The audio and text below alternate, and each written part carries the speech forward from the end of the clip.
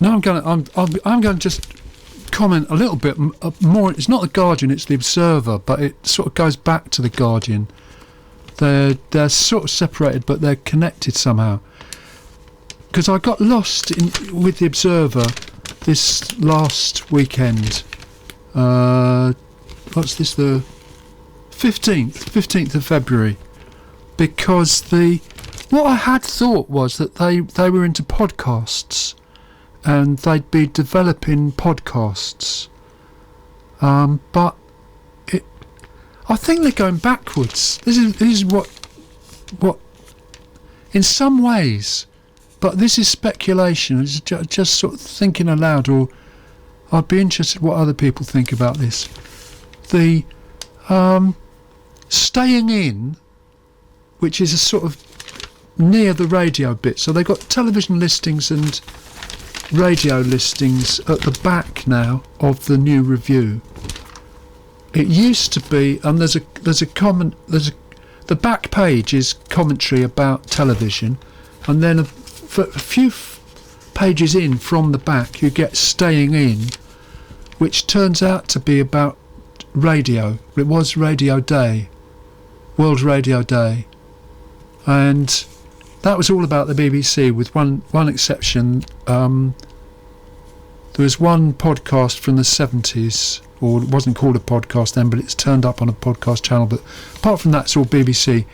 But the thing is, I'm sure previously, or in recent months, radio podcasting sound has been with the other critics, with the books and the classical music and that sort of thing, in the main part of this magazine review. But now it's sort of gone here, and then also it's called Staying In, and then on Saturday, I haven't got a Saturday from the Guardian. You get staying in and going out. So, but if you've got a mobile device, you can move about with all this staying in stuff, I think. Unless you're 18 or younger or whatever age, you're not allowed to do that, or it's discouraged. I'm not. So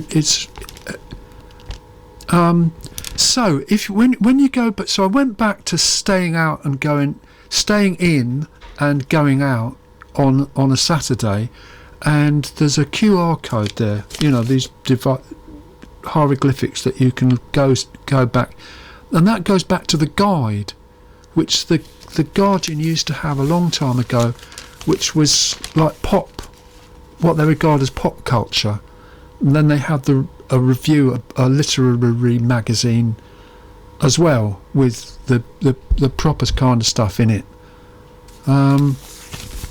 But I think all these things should come to terms with social media, on the online stuff, and I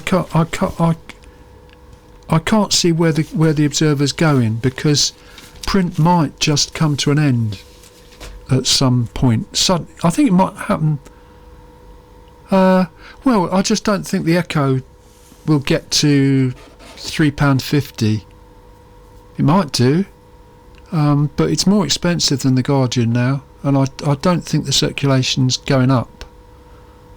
I know the Echo's not the only newspaper, but it might be an indication of what's going on round and about.